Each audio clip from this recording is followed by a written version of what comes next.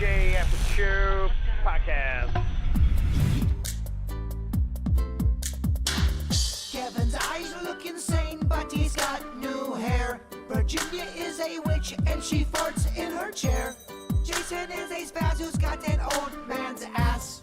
Welcome to the After the Show podcast. Yeah, we made it, at least to the After the Show. Hello. It is just Kevin Bird, Denny's, and Suits. Did get to talk to Virginia earlier today. She was traipsing around Tallahassee after doing Magnolia's orientation at Florida State. She was talking some smack about Gainesville and the buildings there and the way the campuses look.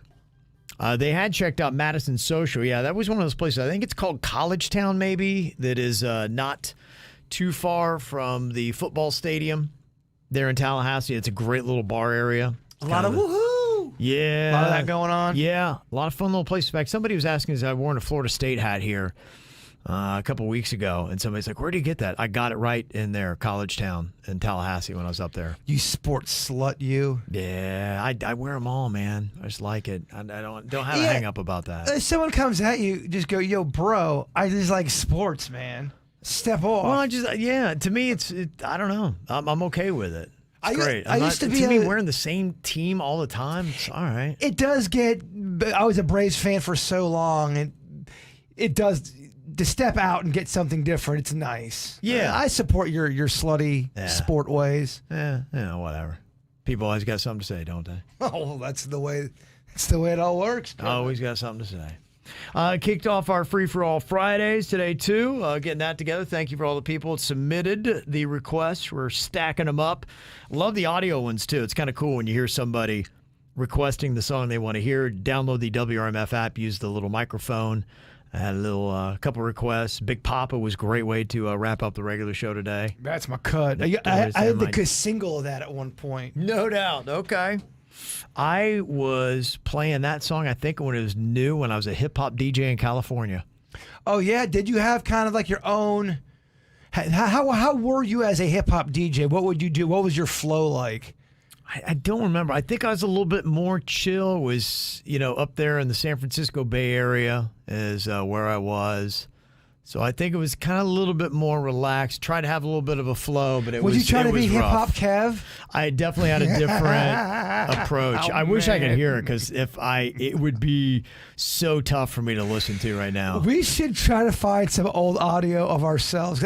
I know I've got some stuff somewhere. I used to have boxes of cassettes that had some of those on there, and if I could somehow find that again, maybe it's on there. But then if it's on cassette, I don't know how I'm getting the audio off the cassette. There's ways you can do it. You have to buy. There's definitely ways you can do it. I think there's companies that do stuff where you can send them in and they'll make a digital copy of it. Not everything's lost. Yeah, if you got a way to get it, there's a way to put it on something. In my mind, it wasn't that bad, but if I heard it, I'd be like, oh my gosh. Oh, well, it's never that bad, especially when you're young. You're like, oh, this is the fucking best, man. I'm crushing it. I hadn't DJ'd that much. I mean, really the first couple years, for the most part. I mean, I dabbled here and there, but a lot of my early radio career was doing promotions. So, and doing, mornings. And so I wasn't really doing, to me, being a DJ is a different kind of talent. That's the difference to me is, you're talking over the music a lot. And, I can do that now, but it's really being concise and good and just sounding cool. Some people just sound cool, man. They got a good flow, and I don't have that. But also, especially doing hip-hop DJ, if you're out, I wanted to see how you would do that at a an outing or something. How would it? I never did a live event. I only did weekends at this station. So I worked during the week. In fact, it was so weird because I worked at an alternative station. I did the night show at an alternative station in Fresno. Then on the weekends, I would drive up to the Bay Area, and I would do weekends. So I was alternative Kev Monday through Friday, and then Saturday, Sunday, I was hip hop Kev. And it was definitely different. My alternative might be more cringy because I remember we would listen to some of the alternative stations. There's a guy, I think he's still on the radio in Los Angeles. His name was Sluggo.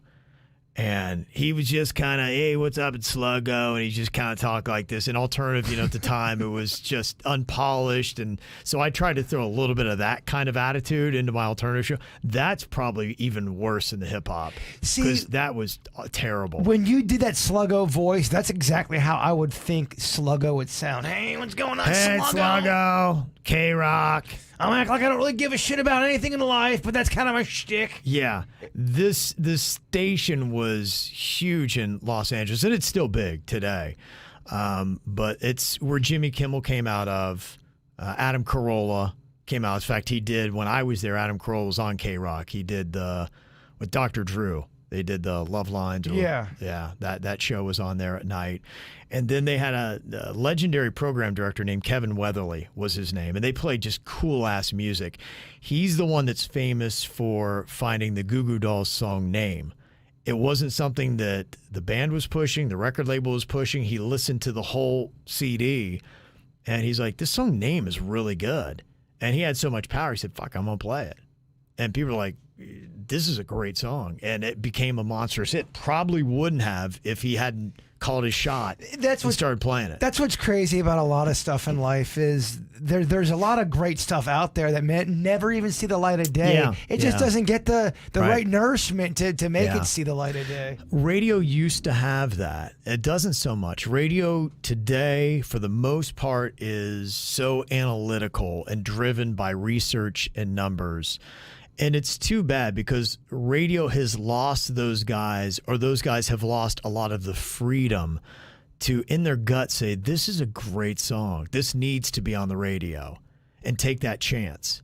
And now you go from city to city, and for the most part, all radio sounds the same. It didn't used to. You would be in L.A. L.A. radio used to sound so much different than Chicago or New York radio. In fact, this was back in the 90s, so I was, doing a little bit of hip-hop and all that. The New York hip-hop and the New York stations, your Hot 97, KISS, and New York, sounded radically different than Power 106 and The Beat and your hip-hop stations in Los Angeles. It was East just Coast, different West styles. Coast, baby. It was, and that was the era. Just different styles. And you could flip on a radio station, and you would know where in the country you were immediately. And now, no, they all, you got iHeart that owns pretty much everything. And they have like 4 guys that program all the music for all their stations all across the country.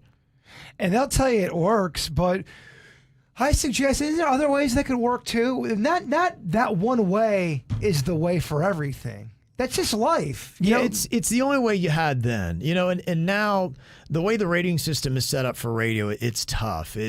You can't lose numbers. It's so competitive. You can play something on streaming, and that seems to be a better place to warm up music now because the losses aren't as big. The stakes aren't as high. And so that's unfortunately really where people discover a lot of new music now. And then radio just plays the stuff that has already been discovered through streaming. Yeah, if you're a lover of music, especially someone that wants to continue to find new music, you have to you have to kind of go on your hunts yourself. Yeah, no doubt. Or go on YouTube and find new videos, or go on Apple Music. It's not like someone's going to be even on those serious sites, or they'll say they play different music, but again, they're still playing the same 27 songs. They say that that's the different to the pop game or regular commercial radio.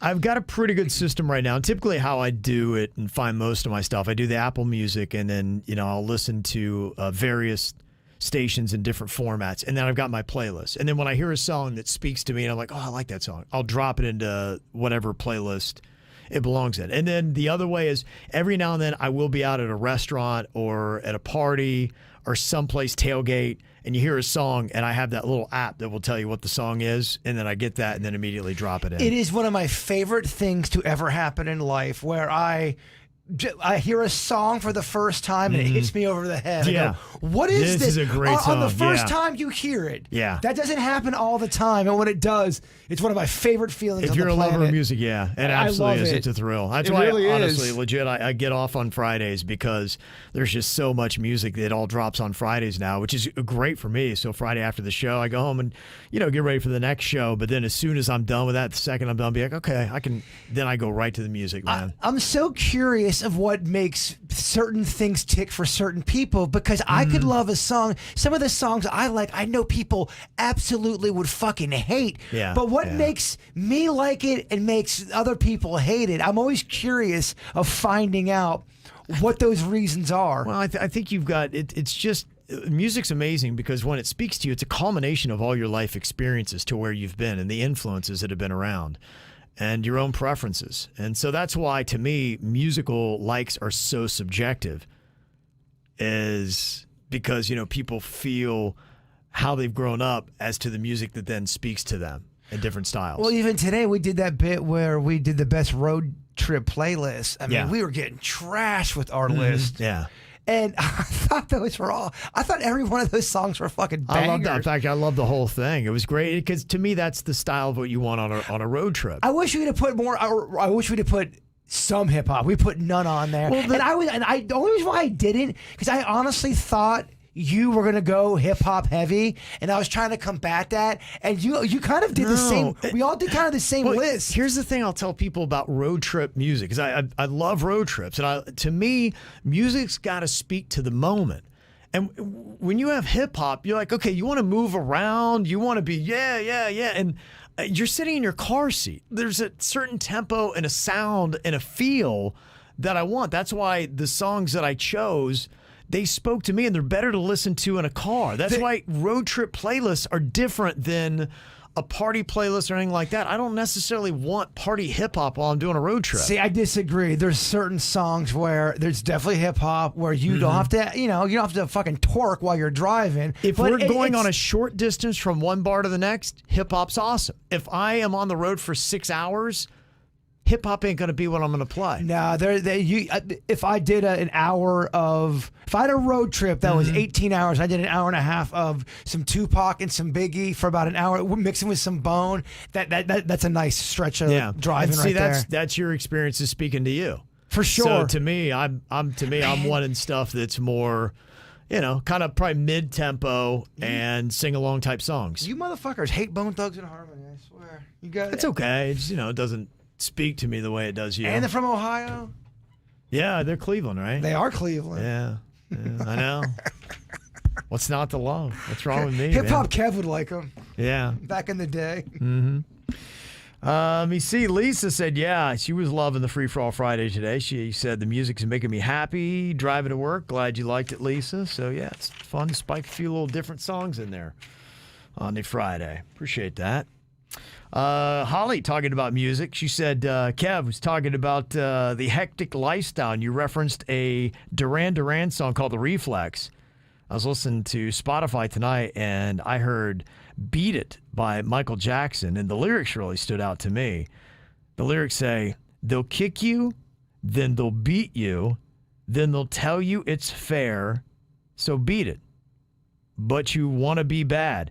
She said it summarizes my experience in a high-paid corporate position that I walked away from. I was beaten emotionally to put up with it because of pride until I didn't.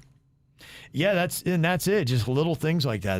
That's how it is, man. Something in a song, just it speaks to you, and then it just imprints on you. Well, there's certain songs you like because the melody is good, and you kind of can forgive some lyrics you may not necessarily love. But you're like, it's a good song. I love the chorus. Then there's those songs that have the melody and the chorus, and the lyrics are amazing. And that's a special Everything. moment. Yeah, you're right. There's different ways to grade a song, and it's rare that you have songs that hit it on all three counts. So you're talking lyrics, melody, rhythm, beat, tempo, whatever it might be. There's some Billy Joel songs I love, but they're not necessarily my favorite lyrically. Right. But they're great songs. But then there's some where you go, oh man, It's everything. There's no fat on this steak. Yeah. You just hit it out of the park. A lot of helpful hints here for Denny's. He was talking earlier this morning about just trying to figure out with his new baby Lachlan at home how to do the sleep thing, because Lachlan, apparently he crashes out from 6 to 8 p.m. and then after 8 p.m., dude is up and ready to freaking party, man, till like midnight or 1 a.m.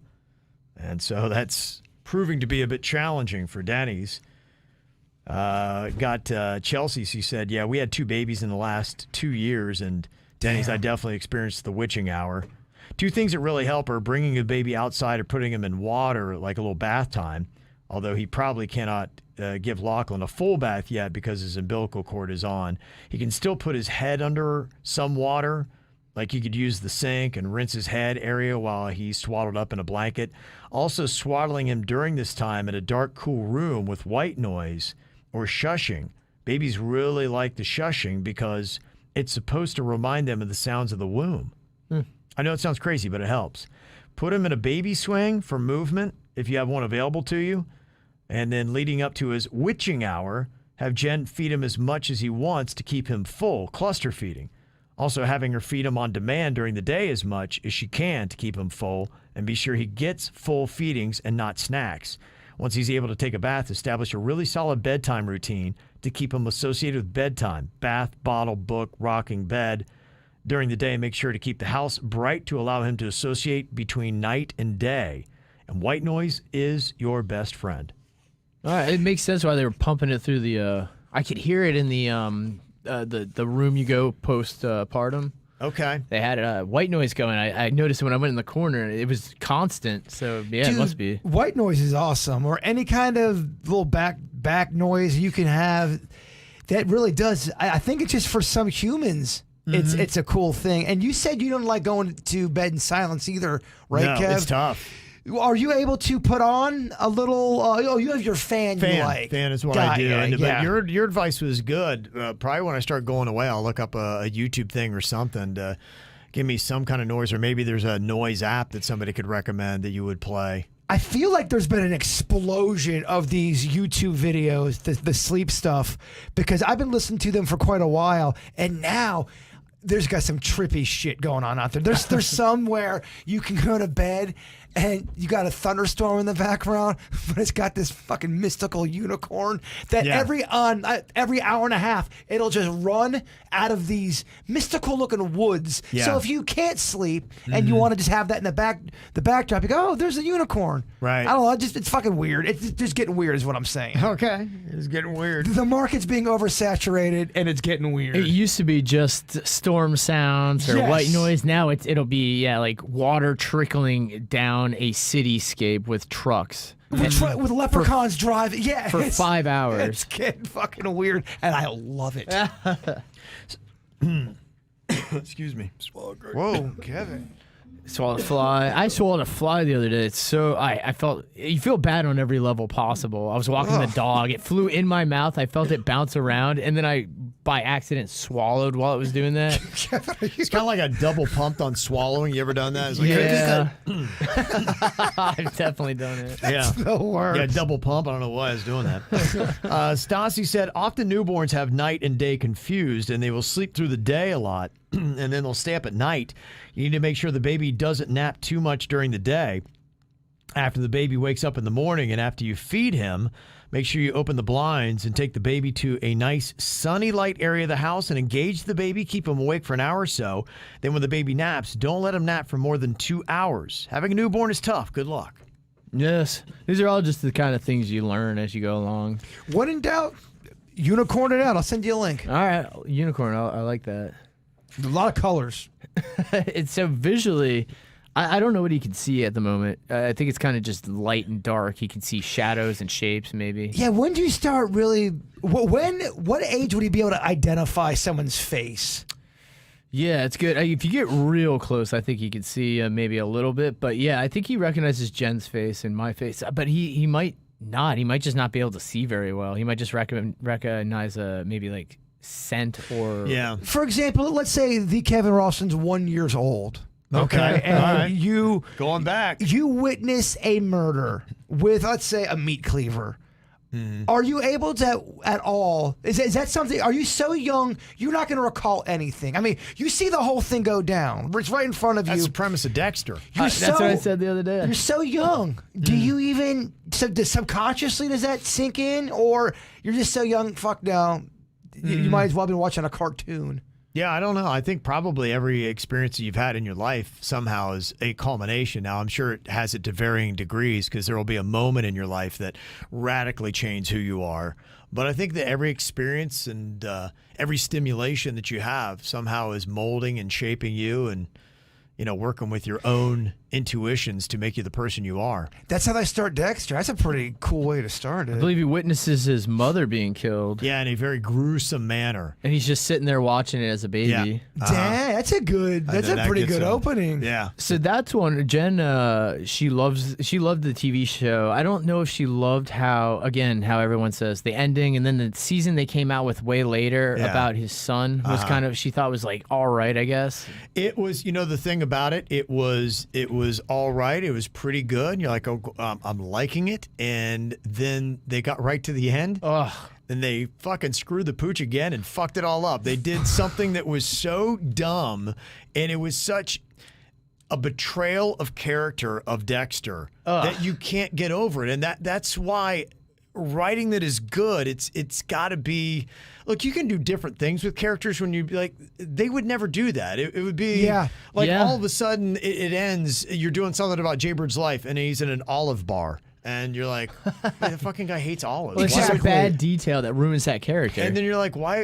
And they don't explain it. You're like, wait, why is Jaybird at the olive bar? It's kind of the complaint people have with some of the Star Wars shit, where they made Luke into a bitch. And you go, why are you making Luke, the most hopeful person ever, into this old, bitter old fuck that's out? He's like, fuck everybody. You don't know him as that. And you picked up his life, and they don't really explain why is he this way. You got to at least, if he's radically different than he used to be, have it make sense to me. Just don't have him be this way, because now all of a sudden he's like a different character. We talk because me and Denny's love The Office, and so does Jen, and so does Suits. Yes. We'll talk about that often. Towards the end, there's betrayal of characters where people start doing things they normally wouldn't do. And I'm all about having the character evolve, but there's certain things it doesn't make sense at all why they would do it. You go, and that's a betrayal of the character. And that's when you lose people. Well, when it's a true betrayal is when they do it and they don't acknowledge it. Now, yes. You could have somebody do, because sometimes that'll happen. I'm like, why did I do that? Like, that's so unlike me.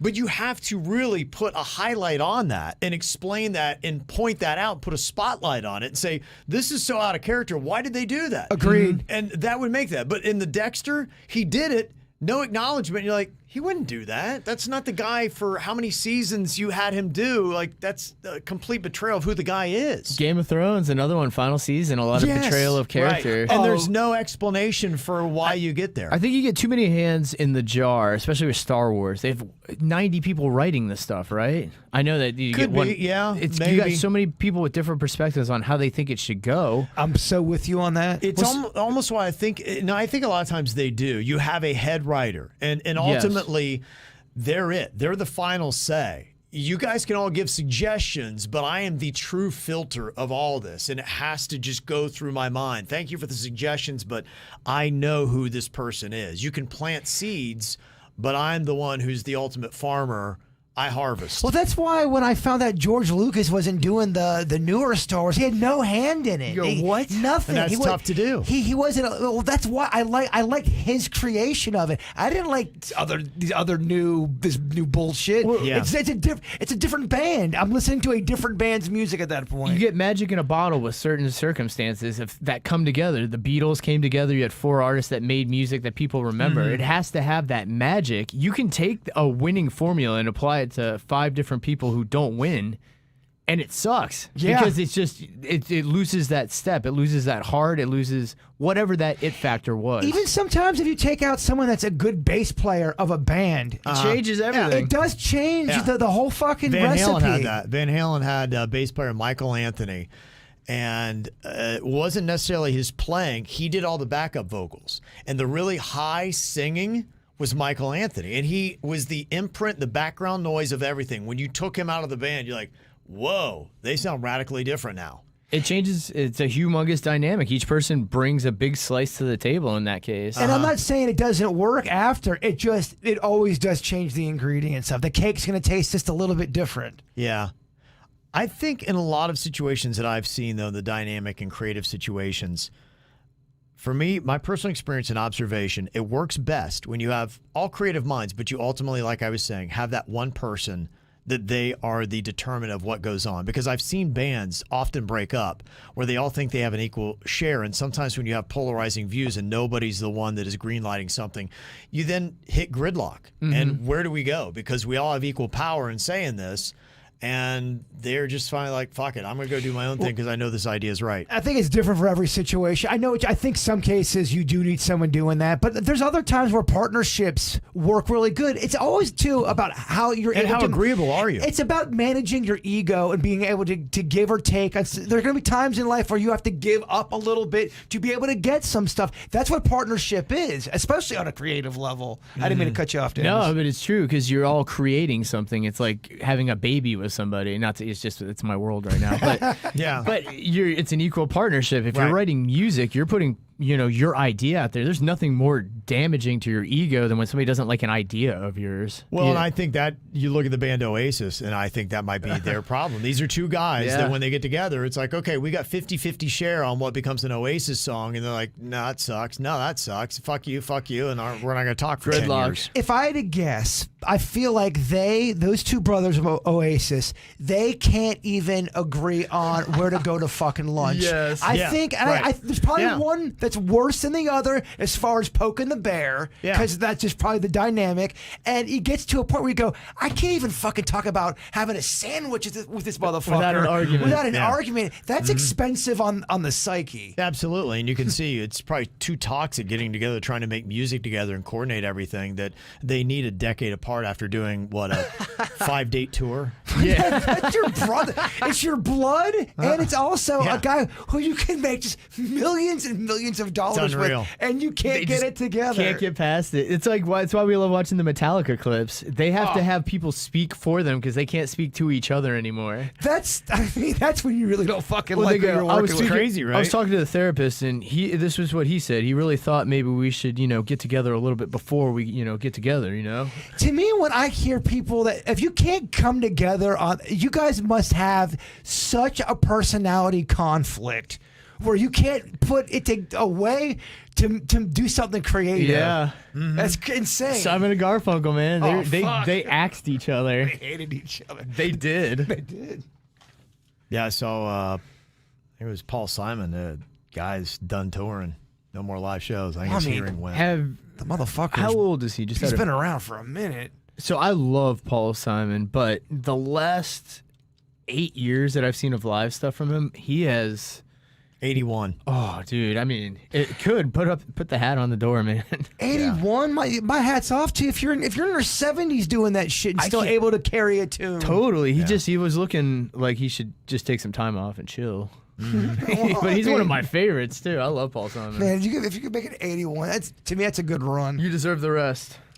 Jenna said, please tell the new Daddy D, congrats on the gorgeous son of his. Thank you. I hope that Jen is recovering well. I know firsthand C-sections are a son of a bitch.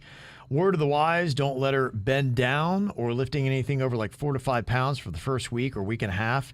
I drove home to Florida from Virginia Tech 2.5 days after my C-section. I started doing too much and ripped open my incision. It was no joke. Oh shit! Even driving though, she shouldn't even have been driving. Oh, really? Yeah, because you're pushing on a gas pedal, you're pushing on the brakes, and dude, think about even if you just lean forward right now and pick up something or move your foot, that moves your core of your body. It's all attached to that lower abdomen. Mm-hmm. So it sucks, man. I noticed that a lot of people wanted to tell Denny's the worst experience people would have during their pregnancy. Yeah. Yeah. Kind of like when People love that. I gave my kidney away, people would always tell me the worst horror stories Oh, my about giving a gosh. kidney away. You're like, okay, is this supposed to make me feel better? So every nurse that came in, I feel nurses, they all give birth at the place they work at. It seemed like that just from what I picked up there, because they all trust each other. But they come in, Jen would be recovering, like, oh yeah, that's terrible. So when I had a C-section, so-and-so had happened. I heard so many C-section stories in the last week. Oh, I bet. That's a tough day. the most graphic I- stuff too. I saw Can you imagine just sitting around for an hour and hearing horrible C-section stories? Oh my gosh, when we were at an event, it was either somebody coming up and telling a horror story about a pregnancy that they went through, or someone telling me, yeah, you and Denny's friendship's about to change. You guys are not going to be as close as... Like, all right, okay, guys. Wait, he's not going off to war. Yeah. He's raising a kid. I spent all week with him. Nothing's going to change. I think the initial out of the gate is the most challenging because I mean I even noticed it with just a puppy. It just takes constant observation, and then I think over time, obviously it does. But as you progress, you can there starts getting a little leniency there. Look, life changes. You got to roll with the punches. That's how it is. You're not the first friend that I've had that's had a baby. And every single person, or more or less, on the planet ends up having kids. A Exactly. lot of people do. So it's something that our infrastructure is built to handle. And you guys really, I mean it when I say you're all so lucky and blessed when you've got people in your family able to help out. Those helping hands really It's huge. make such a huge difference. Yeah, I got the mother-in-law in town. She's been, more than helpful. Just because, it's Jen at home right now. Once I wrap here, I'm home for the rest of the day, running the dog around, getting all that stuff done. But it's great to have that overlap. And I believe my mother is coming in about 2.5 weeks. Okay, that's cool. And we're kind of doing that, switching out. And it's really just to, extra set of eyes, extra set of hands is clutch. Mm-hmm. Totally. Get that audio edit for Kevin. We're talking about how science is going to be making babies in 25 years. The technology is going to be absolutely insane. They'll just be able to make babies in labs. They can use a blood cell. They could even take a hair sample and make a baby out of that. What do you think about designer babies? That's the premise of Gattaca, the movie. It's also Yeah. A Brave New World, the book. Gosh, it's just, man, you've taken a lot out of God's hands, man. And, look, I can argue it.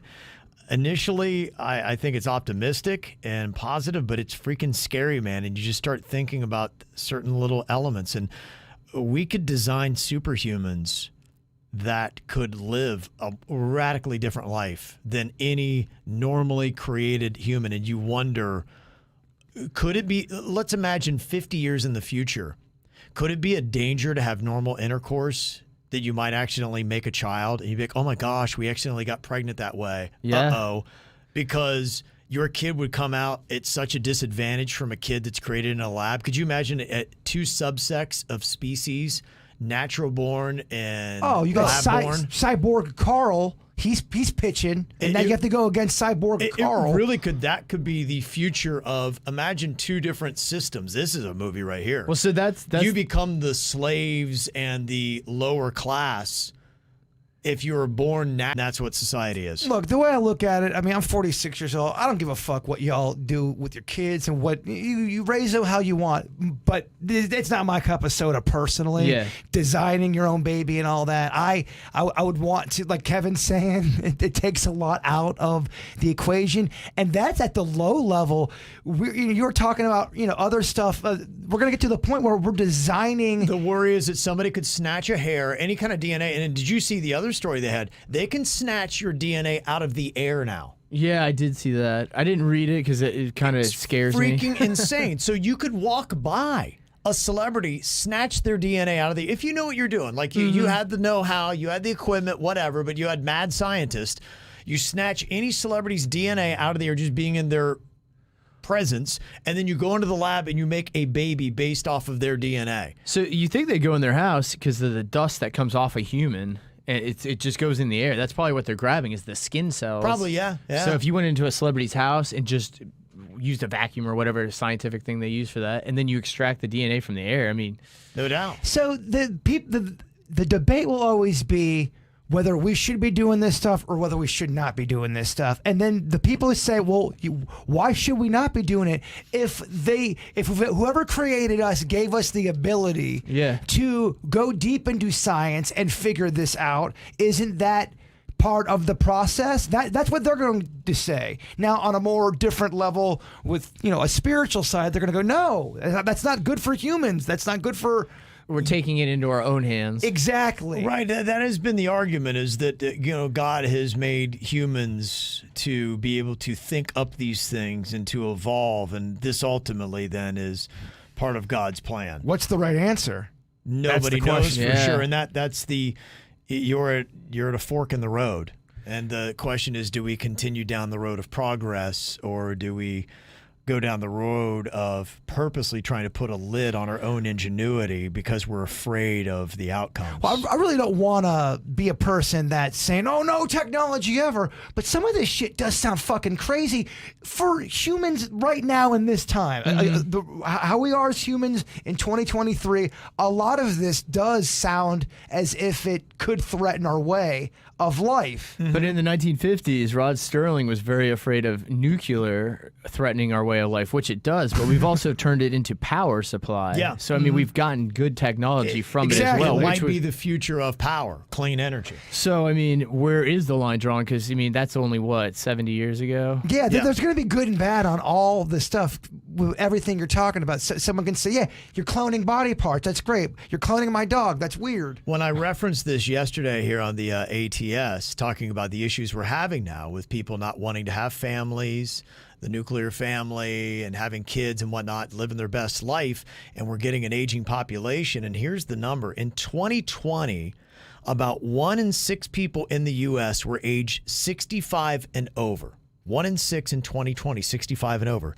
You go back 100 years to 1920, that proportion was less than 1 in 20.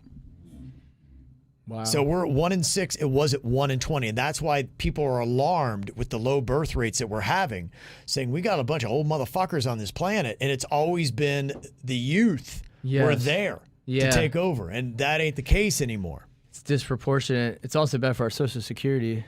Yeah, right? I've talked to a few people who feel like this is the beginning of the end. Do you ever feel that, Kevin? You're a religious man. I personally do not think that.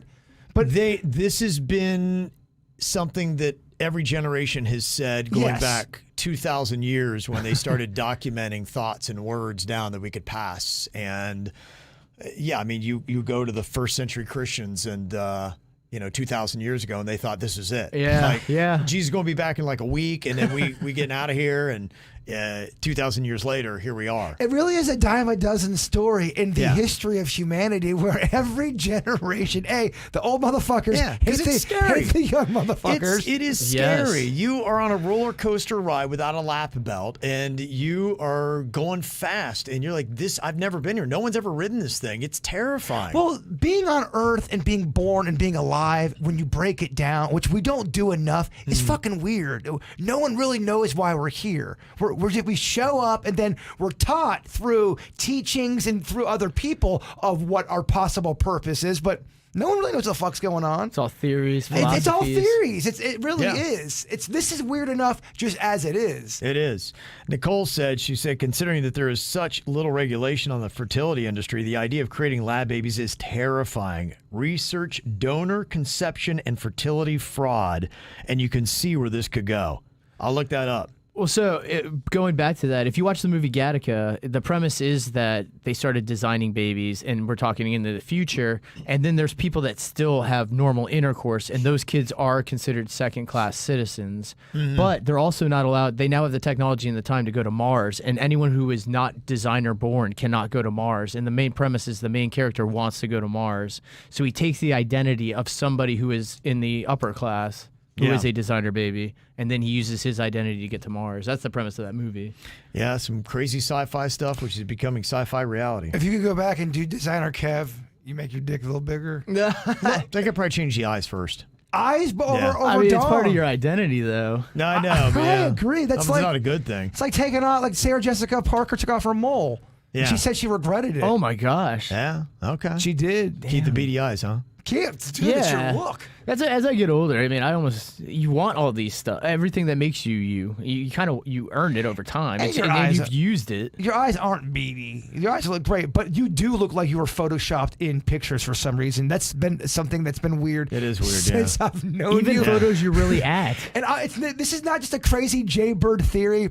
I've had people. So I could live forever. You guys could just Photoshop me in photos and be going, gosh, Kev, feel like never there's aged, stayed the same. something mystical about Yeah. you. Morv, he's got a couple call him outs here. He said, I'm calling out Murder-Eyed Boston Banger. See, there's the eye thing again. There Oh, it is. man. Don't let it get Yeah. you. Makes you strong though. Dude, give reproducer Denny's a few days off to chill with his new baby. Yeah. Poor dude is underpaid and overworked. Amen, brother. Yeah, Kevin. Feel ya. You beady-eyed fuck. Next, I'd like to call out Tweety Bird for his long-standing smear campaign against Mrs. Doubtfire. Just because a man does everything he can to be with his kids does not make him a bad person. I didn't say that. Maybe you need to rewrite the Baby Lachlan song to say you'll do almost anything for him, but you won't do that. Lastly, I'd like to call out the whole show for your online polls. The same folks who question every other 1,000-person poll from random research companies then puts up their own 50-person social media poll and is amazed at the results. Hence your Tugboat Willie at Work poll from this week. And not to mention that the majority of your poll participants are chat room Ronnies and Rebeccas, who are most likely street workers because they are listening and watching like every single day. Thank you for your time. That is all. Dude, it's free. Mrs. Doubtfire. That's funny though. There's a lot of people who are portrayed as heroes in movies that are actually villains, like Captain Hook. Yeah. I think he's Peter Pan's technically the villain in that story. He kidnaps kids from the real world, brings them back to his world, and when they grow up, he drops them off on an island or kills them. Kind of messed up, dude. Captain Hook grows old. He got all pissed off, and now he's hunting him because he hates that guy. Technically, Captain Hook is the good guy in that story. Well, you're right. Peter Pan is a dick. Right? He A is a dick. psychotic dick. He's absolutely psychotic. He's worse than Mrs. Doubtfire. And by the way, I changed nothing. That email did nothing to change my stance. In fact, I fucking hate that movie even harder now. Well, I mean, all right, he does everything to stay with his family except for take care of his family. He exactly. disguises himself as a British maid. He does everything for his family except for take care of his family. If he just did that in the beginning of the movie. that's why Dennis is my boy. Said He he's gets it. Doing dinosaur raps. Yeah, he's a selfish prick. It's all about him, Kevin. Couple thoughts on your vehicle vandalism. Michelle said, Bird, you need to know there's a dash cam with front and rear cameras. There's some that actually turn on once contact with the vehicle is made. They're pretty cheap now. You can get them on Amazon. Very good quality pics. Okay, I love it. My dad was pissed. He heard that segment and he called me. He's like, "Do I got to kick some ass? What the hell's going on?" I'm like, "I don't know, Dad. I don't know. We're getting to the bottom of it. We're gonna get some answers. Probably not, but we're trying." And Anna said, since you're talking about Cuban sandwiches today, for the love of God, please check out these bad boys. They are Lay's Wavy Cuban Sandwich, flavored with other natural flavors. You can maybe throw that on your Cuban sandwich.